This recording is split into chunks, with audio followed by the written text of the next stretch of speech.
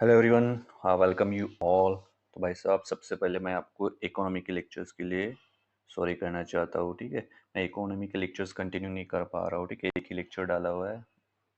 बहुत ज़्यादा उलझ गया हूँ काम में, उस वजह से मैं थोड़ा रिकॉर्डिंग करने के लिए मुझे वक्त नहीं मिल रहा है। ठीक है, लेकिन मुझे 2-4 दिन दो, जल्दी मेरा शेड्यूल लग जाएगा काम का। मैं जल्दी क्या आपसे फिर डेली बेसिस पे इकोनॉमिक लेक्चर डिलीवर कर दूंगा। और भैया, इकोनॉमिक लेक्चर बहुत अच्छी क्वालिटी के रहेंगे। ठीक है, आपको ऐसी इकोनॉमी शायद कभी यूट्यूब पे पढ़ने के लिए मिलेगी। ठीक है, बहुत अच्छे से डेप्थ में पढ़ेंगे और एफएफसी ओरिएंटेड रहेंगे। ठीक है, तो कर लेना, वो लेक्चर्स आपके लिए बहुत हेल्पफुल रहेंगे। और आज का जो ये वीडियो है भैया, बेसिकली उन लोगों के लिए, यानी सभी लोगों के लिए। मुझे कमेंट सेक्शन में यहाँ पे, टेलीग्राम पे, व्हाट्सएप पे, या अभी यहाँ पे इंस्टाग्राम पे भी बहुत मैसेज आ रहे हैं कि सर हम इसी फील्ड से बिलोंग करते हैं, जीएस में हमारा कोई बेस नहीं है, मुझे जीरो से स्टार्ट करना है, मैं वर्किंग प्रोफेशनल हूँ, मेरा टाइम नहीं मैनेज हो पा रहा है। ठीक है, इकोनॉमी के इतने चैप्टर्स करने 25 है। हिस्ट्री के सर मैंने देखे तो 40 चैप्टर दिख रहे हैं सर, उसमें भी एंशियंट हिस्ट्री करना है।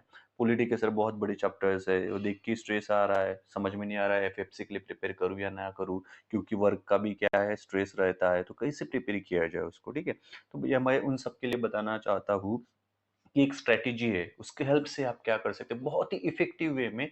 चाहे आप वर्किंग प्रोफेशनल हो या नॉन वर्किंग प्रोफेशनल हो, सभी के लिए यानी ये जो स्ट्रेटेजी है बहुत ही यूजफुल रहेगी। ठीक है, यानी बहुत कम समय में आप कंसिस्टेंट रहे कि अपना सिलेबस जो है वो कंप्लीट कर पाओगे। ठीक है, डजेंट मैटर। ठीक है, और जैसे कि वर्किंग प्रोफेशनल है भैया, वो अपने हिसाब से शेड्यूल मैनेज करके भी थोड़ा थोड़ा सिलेबस क्या कर सकते हैं, कंप्लीट कर सकते हैं। ठीक है, तो बेसिकली ये स्ट्रेटेजी आप जीएस के लिए भी अप्लाई कर सकते हो, और जो एपीएफसी के सब्जेक्ट्स है उसके लिए भी क्या कर सकते हो, अप्लाई कर सकते हो। ठीक है, इस स्ट्रेटेजी सभी के लिए वर्क करेगी। ठीक है, मैं ये स्ट्रेटेजी यूज करता था, अभी भी यूज करता हूँ, अभी भी यूज कर रहा हूँ। ठीक है, तो बिना कुछ देरी के चलते हैं फेज वाली स्ट्रेटेजी। हम यानी आपका सिलेबस बहुत कम समय में क्या हो जाएगा, कंप्लीट हो जाएगा इस स्ट्रेटेजी से। ठीक है, देखो कोई भी अगर स्ट्रेटेजी रहते, देखो आप अगर एक बुक उठाते हो, अगर उसमें आपको 40 चैप्टर दिखते हैं तो आपके मन में स्ट्रेस आ जाएगा, आप चालू भी कर देते हो। लेकिन क्या होता है कि आप 7 से 12 बजे तक, चलो डिसाइड करते हो कि 7 से 12 बजे तक मुझे ये चैप्टर पढ़ना है, लेकिन उसमें क्या हो जाता है, 40 आप ऐसे डिसाइड करते हो, नहीं नहीं मुझे 15 चैप्टर पढ़ने, मुझे 10 चैप्टर पढ़ने, होते 3 या 4।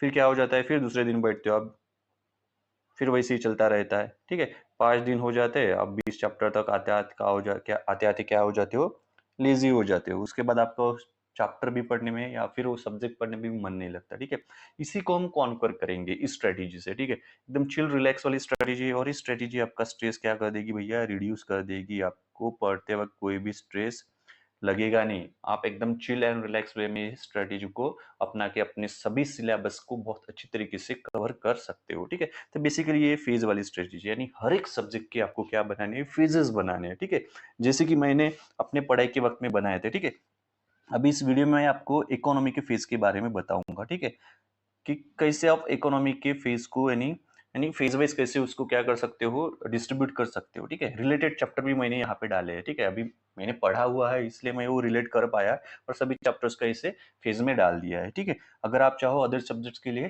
तो अदर सब्जेक्ट्स के लिए भी मैं वो डाल दूंगा। आप टेलीग्राम चैनल ज्वाइन कर लीजिएगा, उसका लिंक डिस्क्रिप्शन में, वहां पे मैं आपके लिए डाल दूंगा, अगर आपके तरफ से मुझे रिक्वायरमेंट आती है तो। अदरवाइज मुझे कुछ खुशी नहीं है ज्यादा। ठीक है, चलो फिर देखते हैं फेज वाली स्ट्रेटेजी कैसी होती है और क्या वर्क करती है। ठीक है, सबसे पहले देखो भैया, इकोनॉमी के बारे में देखेंगे। ठीक है, तो आपको क्या करना है, अगर जस्ट इमेजिन करो कि आपको 30 चैप्टर्स पढ़ने हैं। कितने पढ़ने हैं, इकोनॉमी में 30 चैप्टर्स अगर आपको पढ़ने हैं, तो ऐसा नहीं करना है आपको कि नहीं यार ये 6 चैप्टर हर रोज पढ़ता हूँ, 5 दिन में इकोनॉमी खत्म हो जाएगी। ऐसे नहीं पढ़ना है। क्या हो जाएगा, ये ऐसे पढ़ने से क्या हो जाएगा, आप एक पर्टिकुलर टारगेट पे फिक्स हो जाओगे। अगर इन केस आपका ये टारगेट अगर 5 दिन में अगर पूरा नहीं होता है, तो फिर ऐसे ही आप घूमते रहोगे। यानी क्या हो जाएगा, इस स्ट्रेटेजी में आप ऐसे ही गोल गोल घूमते रहोगे, और एक सब्जेक्ट के पीछे आपका मन चला जाएगा। होता है ना बच्चों के साथ, क्या होता है भैया कि वो चालू तो करते हैं, लेकिन क्या करते हैं, 4 दिन पढ़ते हैं, 2 दिन पढ़ाई नहीं होती, फिर से वो सोचते हैं कि नहीं यार अभी 4 दिन गए, 5 दिन गए, मैं फिर से पढ़ना चालू करता हूँ। वो फिर से फर्स्ट चैप्टर से चालू करता है, फिर से वही वही वही होता है। फिर क्या होता है, एक आध मन जाने के बाद वो दूसरा सब्जेक्ट ले लेता है, और ये सब्जेक्ट अधूरा हो जाता है, उसका अधूरा रह जाता है। फिर आधा नॉलेज इसका आता है, आधा नॉलेज इसका आता है, और कोई भी क्वेश्चन वो टैकल नहीं कर पाता। अगर लाइब्रेरी में बच्चे जाते हैं, फिर ऐसे डिस्कस करते रहते हैं, ठीक है। तो वहाँ पे उसको लगता है अरे यार ये तो मुझे पता था लेकिन याद नहीं आ रहा, हाँ हाँ ऐसा ही कुछ है, ऐसा कुछ चलता रहता है, ठीक है। तो इसीलिए फेज वाली स्ट्रेटेजी आपको बहुत यूजफुल रहेंगी, ठीक है। जैसे कि इकोनॉमी के फेज 1 के बारे में अब बात करेंगे, ठीक है। देखो इकोनॉमी के फेज 1 में मैंने 1, 2, 3, 4, 5, 6, 7 और 8 चैप्टर डाले, ठीक है। आप इस चैप्टर्स को 8 चैप्टर्स को अपने हिसाब से कंप्लीट कर सकते हो, डजेंट मैटर 1 दिन लगता है या 2 दिन लगता है, ठीक है। अब 2 दिन में आप अगर इसको कंप्लीट करते तो आपको 4 चैप्टर बहुत ही ढंग से पढ़ने हैं। अगर आप बहुत ही केयरफुली अगर इसकी रीडिंग करते हो तो क्या हो जाता है, आपका ये जो टॉपिक आप प्रिपेयर कर रहे हो आप बहुत इन डेप्थ में प्रिपेयर करते हो कर सकते हो, ठीक है। देखो मैं आपको यहाँ पे एक बात बता दूं, देखो फेज 1 में कितने चैप्टर्स है, 8 चैप्टर्स है, ठीक है। अभी कोरिलेट करके चैप्टर्स है, जैसे कि फेज 2 में अगर देखते हो आप तो सिर्फ मैंने 4 ही चैप्टर रखे, ठीक, एक दूसरे से कोरिलेट है। आप कहनी वही सर्टन उस फील्ड में वो चैप्टर्स मिलेंगे, ठीक है। जैसे money and currency system, banking system, ठीक है। आरबीआई मॉनेटरी पॉलिसी भी उसमें आ जाएगा, ठीक है। फाइनेंशियल इंस्टीट्यूशंस भाई आईएमएफ, वर्ल्ड बैंक आ जाएगा। इसी से रिलेटेड है एशियन डेवलपमेंट बैंक, 1966 में एस्टेब्लिश हुई थी, ठीक है। ऐसे सभी बैंक, ठीक है। तो ये सभी इसमें आ जाएगा। ऐसे ऐसे मैंने फीस को क्या कर लिया है, डिवाइड कर लिया, चैप्टर भी थोड़े बहुत रिलेटेड आपको मिल जाएंगे, ठीक है। एनीवे देखते हैं फर्स्ट फेज पे, ठीक है। जैसे 8 चैप्टर है, ठीक है। मानो आप 7 से लेके 11 बजे तक पढ़ते हो तो आपको 7 से लेके 11 बजे तक सिर्फ 4 ही चैप्टर पढ़ने हैं। क्या करने हैं, 4 ही चैप्टर इकोनॉमी के पढ़ने हैं, बस हो गया भाई। 4 चैप्टर पढ़ लिया यानी की कंसेप्ट पढ़ लिया आपने, नेशनल इनकम पढ़ लिया, पॉवर्टी इनइक्वालिटी अनएम्प्लॉयमेंट का पढ़ लिया और भाई इन्फ्लेशन पढ़ लिया। बस इन्फ्लेशन पढ़ते जाओ यहाँ तक पढ़ो बस। अब देखो आपको 4 चैप्टर पढ़ने हैं भैया 4 घंटे, मैंने एक चैप्टर के लिए आपको 1 घंटा मिल रहा है। तो 1 घंटे में आपको क्या करना है, इस चैप्टर्स को बहुत ही केयरफुली पढ़ना है, बहुत अच्छे से समझ के लेना है। नहीं तो ऐसा नहीं हो कि इकोनॉमी एंड इकोनॉमिक्स का डिफरेंस ही आपको पता ना चले, या फिर इकोनॉमिक एक्टिविटीज क्या है, हाँ भाई पढ़ लिया लेकिन वो आपको एग्जाम्पल के तौर पे एक्सप्रेस करना ना है, ऐसे नहीं होना चाहिए, ठीक है। आप जब देखो पढ़ाई वही होती है अच्छे से जब आप कोई चीज समझ जाते हो और वही चीज आपको दूसरों को अच्छी तरीके से समझा सकते हो, तभी उसको पढ़ाई मानी जाती है। अदरवाइज आप किसी और को समझा ही नहीं पा रहे हो तो उस पढ़ाई का कोई मतलब नहीं है, ठीक है। चलो फिर तो आपको 4 चैप्टर अगर आप फर्स्ट दिन में पढ़ते हो 4 घंटे में, बस भाई रुक जाना है वहीं पे। आप फीस वाली स्ट्रेटेजी ऐसी है भाई, रुक जाना है बस। आज देखो मान लो कि मंडे है और मंडे में आप 7 से लेके 11 बजे तक क्या पढ़ रहे हो भाई, ये 4 चैप्टर्स पढ़ रहे हो, बस रुक जाओ भाई। 4 चैप्टर्स का टारगेट हो गया आपका, छोटा टारगेट है, कंप्लीट हो गया भाई। बस इकोनॉमी को छोड़ दो भाई, अभी इकोनॉमी को ट्यूसडे को ही लेना है, अगले दिन ही लेना है। अगले दिन क्या करनी है भाई, ए चैप्टर्स पढ़ने हैं 4 घंटे में, ठीक है। अगर इन केस अब देखो जैसे स्ट्राइक स्ट्रक्चर वाला चैप्टर बहुत बड़ा है भैया, 1 घंटे में नहीं हो पाएगा, ठीक है। जैसे कि फॉरेन एक्सचेंज एंड ट्रेड ये जल्दी हो जाएगा। अगर आपको लगता है कि भैया 4 घंटे में ये चैप्टर नहीं होंगे तो आपको क्या करना है, समय बढ़ा लेना है 7 से लेके 12 बजे तक, ठीक है। लेकिन कैसे बढ़ाना है, वैसे ही नहीं बढ़ाना है कि नहीं भाई अभी मैं पढ़ने बैठा मेरे चैप्टर्स नहीं है 7 से 12, 12 से 1 कर लेते हो 2 बजे तक पढ़ता नहीं। इसके लिए आपको एक दिन पहले उस चैप्टर्स को देखना पड़ेगा, ओवरव्यू करना पड़ेगा भाई, कितनी लेंथ है, मेरे को कितना वक्त लगेगा पढ़ने में, ये सभी देखना पड़ेगा, ठीक है। अब आप बोल रहे होंगे सर ये तो बहुत हेक्टिक है यार, दिमाग खराब हो जाएगा ऐसे में, तो हमारे देखेंगे बार बार देखेंगे तो। भाई अच्छे से पढ़ाई करनी तो ये सब करना ही पड़ता है, नहीं करना है तो भाई भजन करो, मेरा तो सीधा ही हिसाब है, ठीक है। और मुझे कोई इंटरेस्ट नहीं है किसी और, ये बेसिकली मैं उन्हीं के लिए आ रहा हूँ जो मुझसे बार बार क्वेश्चन पूछ रहे हैं, ठीक है। कोई साउथ इंडिया से है, कोई इधर से उधर से, हिंदी नहीं समझ रही उनको, फिर भी मैं अभी थोड़ा बहुत ट्राई कर रहा हूँ, ठीक है। लेकिन वो उनके लिए है वो, जो बहुत अच्छे तरीके से पढ़ना चाहते हैं और अपना फेस कंप्लीट करना चाहते हैं, ठीक है। तो इस हिसाब से आप मैनेज करो, ठीक है। देखो फिर फेज 2 में मैंने क्या कोरिलेट करके 4 चैप्टर्स लगा दिए भैया। Money and currency system, banking system है, मनी एंड करेंसी सिस्टम होने के बाद जल्दी से आप बैंकिंग सिस्टम पढ़ोगे, यानी आरबीआई के बारे में आप पढ़ोगे। आपने देखो मनी पढ़ लिया कि क्या है मनी, मनी क्या है इसका, ये अगर आपने पढ़ लिया कि मनी की डेफिनेशन आपको आ गई, बार्टर सिस्टम क्या है वो अगर आ गई आपको, तो फिर मनी क्या है, मीडियम ऑफ एक्सचेंज है, ठीक है। बार्टर सिस्टम में एक ही वर्ड आपको ध्यान में रखना है, डबल कोइंसिडेंस ऑफ बॉन्ड्स, हो गया बार्टर सिस्टम। वो डबल कोइंसिडेंस कीवर्ड्स ओरिएंटेड ही पढ़ना है, मैं तो ऐसे ही पढ़ाऊंगा आपको अभी फिलहाल, ठीक है। आरबीआई मॉनेटरी पॉलिसी पढ़ोगे आप, गवर्नमेंट का क्या रोल आता है, ठीक है। मॉनेटरी पॉलिसी कैसे वर्क करती है, कंपोजिशन क्या है उसका, ठीक है। उसके बाद फाइनेंशियल इंस्टीट्यूशंस भाई, वर्ल्ड बैंक के बारे में पढ़ोगे आप, आईएमएफ के बारे में पढ़ोगे, ब्रेटन वुड्स के बारे में पढ़ोगे, ठीक है। तो ये देखो सभी को रिलेट है फेज 2 में, ठीक है। फेज 3 देखो भाई, फेज 3 में देखो भाई salient features of the economy. अभी इकोनॉमी के बारे में पढ़ोगे आप कि हमारी इंडिया की इकोनॉमी कैसी थी in the era of colonisation. Colonisation में हमारी कैसी थी।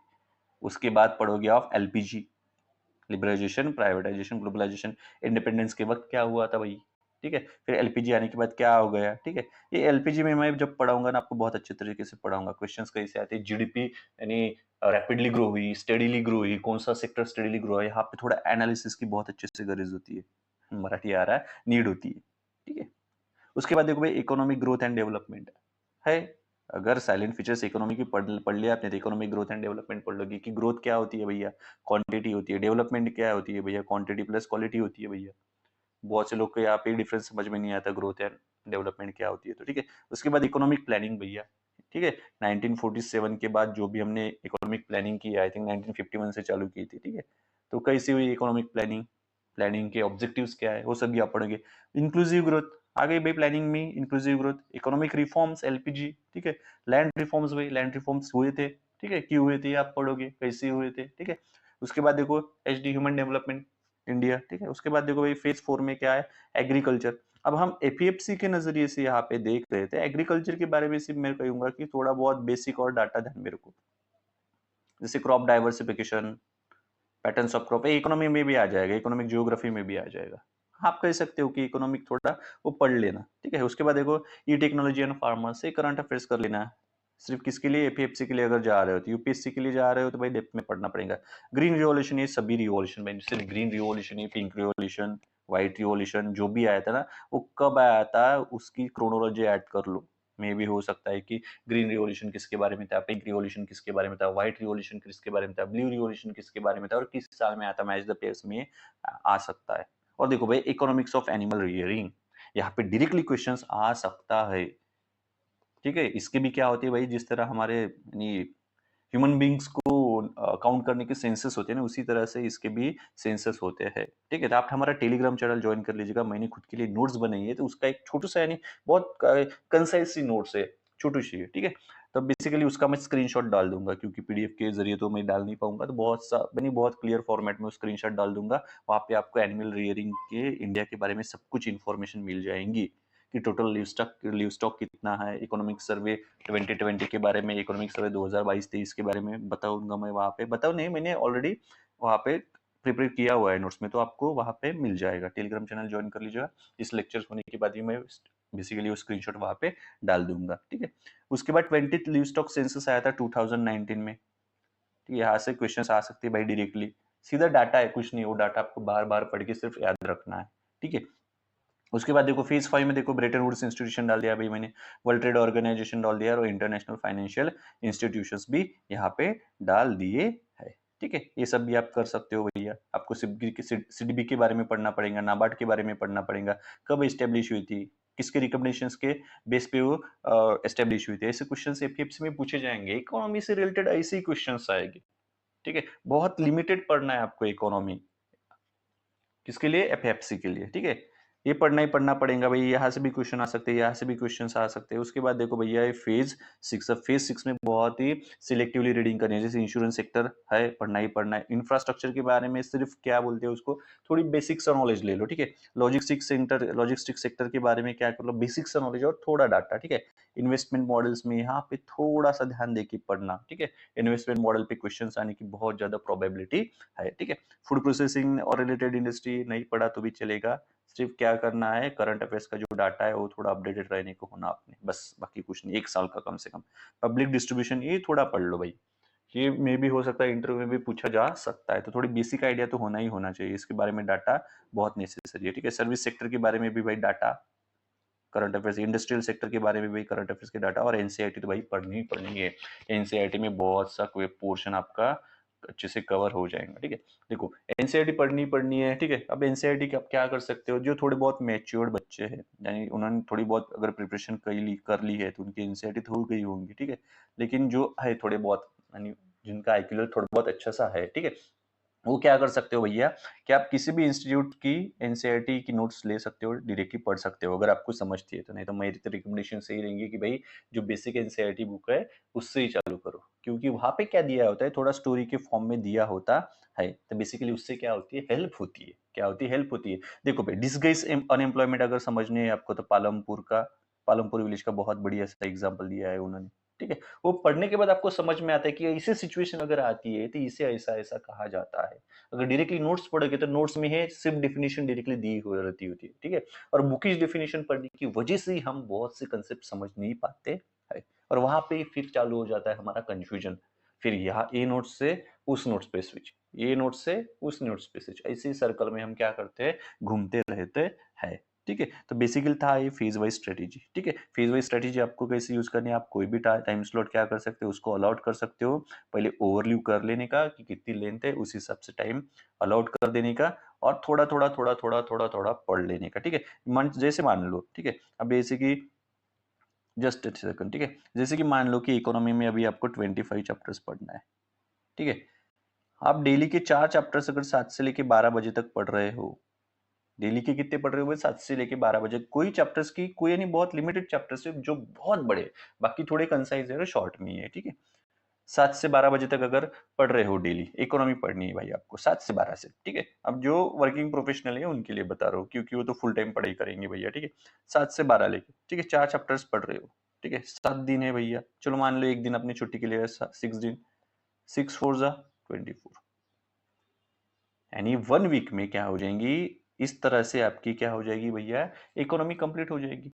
और फॉर द एफईएफसी आपको ancient history, medieval history, modern history, polity, economy, ठीक है, आर्ट एंड कल्चर, इस पे ज्यादा फोकस करना है। जियोग्राफी एंड एनवायरमेंट पे थोड़ा कम फोकस रहा तो भी चलेगा। ठीक है, इसमें ऐसे डेप्थ में जाने की जरूरत नहीं, लेकिन यहाँ से क्वेश्चन बहुत डेप्थ में आ सकते हैं। ठीक है, ग्लोबलाइजेशन वगैरह वो अच्छे से पढ़ना पड़ेगा आपको। ठीक है, जैसे डीग्लोबलाइजेशन हो रहा है अभी, तो ग्लोबलाइजेशन अगर पढ़ ले तो डीग्लोबलाइजेशन भी साथ में पढ़ लो उसके। व्हाट इज डीग्लोबलाइजेशन अगर आ गया तो फिर क्या करोगे। ठीक है, तो बहुत अच्छे से करा। वैसे मैं इकोनॉमी पढ़ाते वक्त आपको कहाँ पे ध्यान देना है, कहाँ से आपको डाटा इकट्ठा करना है, कहाँ से यानी किस सेक्टर के डाटा पे आपको ध्यान देना है। ठीक है, जैसे कि एग्रीकल्चर सेक्टर है भाई, एग्रीकल्चर सेक्टर कितना परसेंट एम्प्लॉयमेंट यानी प्रोवाइड करती है। ठीक है, 85% करती है क्या भाई। ठीक है, ऐसे इस तरह से आपको पढ़ना पड़ेगा। ठीक है, तो ये फेज वाली स्ट्रेचिंग में आप ऐसे कर सकते हो। और अब जो वर्किंग प्रोफेशनल थे, वर्किंग प्रोफेशनल के लिए मैं यही कहूंगा कि भैया आपका जॉब टाइम खत्म होने के बाद आप क्या करो, कोई भी सब्जेक्ट लो और उसको ऐसे फेज वाइज में थोड़ा थोड़ा थोड़ा पढ़ो। अगर वर्किंग प्रोफेशनल होने के बाद अगर 8 घंटा आप पढ़ते हो, तो भैया मैं कहूंगा कि 4 घंटा किसके लिए रखो, इकोनॉमी के लिए रखो इनिशियल फेज पे। ठीक है, उसके बाद भैया 1 घंटा करंट अफेयर्स पढ़ो, 1 घंटा क्या पढ़ो भैया, मैथ कर लो। ठीक है, या फिर 1 घंटा क्या कर सकते हैं आप यहाँ पे, इंग्लिश भी कर सकते हैं। इंग्लिश का 1 घंटा करने की जरूरत नहीं, इंग्लिश अगर थोड़ा बहुत अच्छा सा होगा आपका तो आप आते जाते सोते वक्त भी इंग्लिश कर सकते हो। ठीक है, तो ऐसे 2 घंटे उसके बाद किसके लिए रोको भाई, इंडस्ट्रियल रिलेशन एंड जो भी लेबर लॉज एंड वगैरह है, ठीक है, सोशल सिक्योरिटी एंड अकाउंटेंसी, उसके लिए रोको भाई। ठीक है, अब ये पोर्शन थोड़ा है, छोटा छोटा है, आप इजीली कवर कर सकते हो। पहले इसको अगर कॉमन सब्जेक्ट्स को आपने अगर कंप्लीट कर लिया ना, तो एक जो फियर फैक्टर रहता है ना वो अपने आप खत्म हो जाएगा।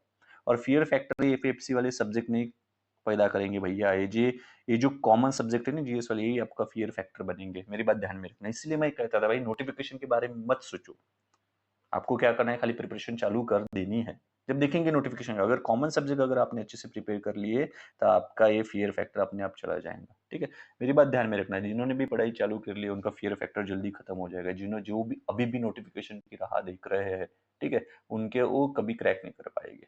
ठीक है, मेरा तो इसमें कुछ है नहीं भैया, बाकी आप पे डिपेंड करता है। ठीक है, तो ये थी भैया फेज वाली स्ट्रेटेजी। अगर आपको सभी सब्जेक्ट की ऐसी फेज वाली स्ट्रेटेजी चाहिए तो आप मुझे बता देना, मैं सभी सब्जेक्ट्स आपको सेग्रीगेट करके एक एक चैप्टर्स कैसे पढ़ना है उन सभी के बारे में जानकारी दे दूंगा। पढ़ना तो ऐसे ही है। ठीक है, आइडियल शेड्यूल चाहिए तो वो भी मुझे बता देना, मैं टेलीग्राम पे डाल दूंगा। अगर आपके कमेंट्स वगैरह आते हैं तो मैं और एक आधा वीडियो अच्छे से लाने की कोशिश करूंगा। और इकोनॉमी में जल्दी, बहुत जल्दी ही इकोनॉमी अपने रेगुलर रूटीन पे ला दूंगा भैया। एक ही चैप्टर डाला है, एक ही लेक्चर डाला है, ठीक है, लेकिन फटाक से उस यानी इकोनॉमी पे आ जाएँगे, मुझे पढ़ाने में भी मज़ा आता है इकोनॉमी, तो हम जल्दी से स्टार्ट कर लेंगे, ठीक है? कोई दिक्कत रहती है तो आप मुझे टेलीग्राम पे डिस्क्रिप्शन में सभी दिया हुआ है, इंस्टाग्राम पे भी मैसेज कर सकते हो, ठीक है? चलो फिर ये थोड़ा देख लेना, अगर अच्छा लगे तो फॉलो कर लो, नहीं तो भाई चलता रहता है, कम-ज़्यादा ऊपर-नीचे, ठीक है? चलो फिर see you soon, have a good time.